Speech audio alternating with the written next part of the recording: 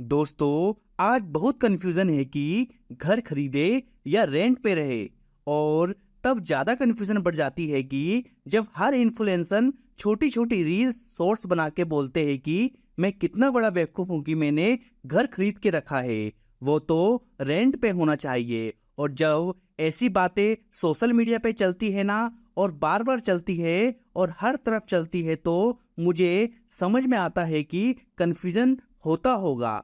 तो आज मैं इस वीडियो में सही बात करने वाला हूँ। मैं ऐसी बात नहीं बोलने वाला हूँ कि कुछ भी बोल दिया रैंडमली। आपको प्रैक्टिकल एग्जांपल देके भी बताऊंगा कि आखिर सच में घर खरीदना गलत डिसीजन है या सही है।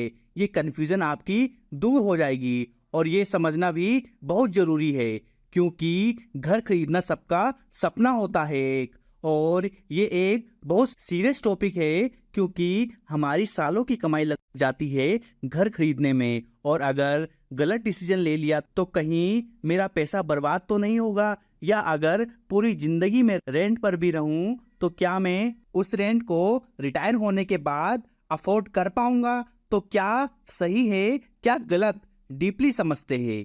तो रेंट वाली समझ कहाँ से शुरू होती है, तो चलो समझते हैं। 60 लाख का एक घर है तो ये बोला जाता है कि रेजिडेंटली प्रॉपर्टी की 3% रेंटल नीड होती है, और ये सही भी है। 2.5-3% ही होती है रेंटल नीड। और अगर 60 लाख का घर है तो आपको 1,80,000 रुपये साल के रेंट में मिल जाएगा। महीने का हुआ 15,000 रुपये, यानी 60 लाख का घर और साल का रेंट 3%। अब इसको ऐसे कंपेयर किया जाता है कि यही घर अगर आप खरीदने जाओगे तो आपको 18 से 20 लाख रुपए डाउन पेमेंट देनी होगी, क्योंकि बैंक जो है वो 70 से 75% ही लोन फाइनेंस करते हैं। बाकी डाउन पेमेंट आपको करनी होगी। तो पहले 18 या 20 लाख रुपए डाउन पेमेंट करो। तो सबसे पहले तो आपको 20 लाख रुपए डाउन पेमेंट करनी होगी। उसके बाद अगर आप 40 लाख रुपए का लोन भी ले रहे हो तो 8.5 या 9% में लोन मिलता है। तो 20 साल के लिए आपने लोन लिया भी तो आपकी पर मंथ ईएमआई आने वाली है 36,000 रुपए की। उसके बाद घर लिया है तो मेंटेनेंस भी करना पड़ेगा। साल का 50,000 रुपए तो मेंटेनेंस का खर्चा आ जाएगा। तो फिर इसको कंपेयर करके बताया जाता है कि एक तरफ आप फ्री माइंड होके 15,000 रुपए दे के रह सकते हो, या वही घर आपको खरीदना है तो सबसे पहले आपको 36,000 रुपए की ईएमआई देनी पड़ेगी अगले 20 सालों तक।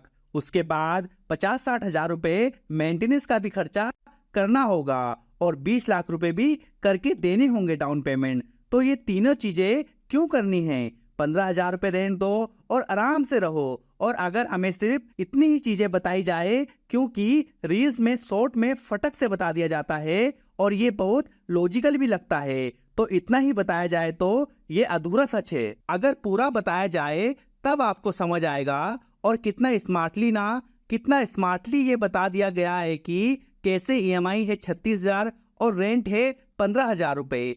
3 गुना ज्यादा पैसे देने पड़ेंगे अगर आपको घर खरीदना है। तो यहाँ पे एक मेजर इंफॉर्मेशन को छुपा दिया गया है। कहते हैं ज्ञान हो तो पूरा, नहीं तो आधा अधूरा ज्ञान बहुत खतरनाक होता है। और रही फाइनेंस का ज्ञान, तो ये तो सबसे ज्यादा इंपॉर्टेंट हो जाता है पूरा ज्ञान लेना, क्योंकि आधी फाइनेंस नॉलेज आपकी पूरी कमाई एक गलत डिसीजन लेने से ही बर्बाद हो जाएगी। इसलिए हमारे चैनल में फाइनेंस से जुड़ी एकदम सही और फाइनेंशियल नॉलेज मिलती रहेगी। तो आपने अभी तक चैनल को सब्सक्राइब नहीं किया है तो जरूर कर ले।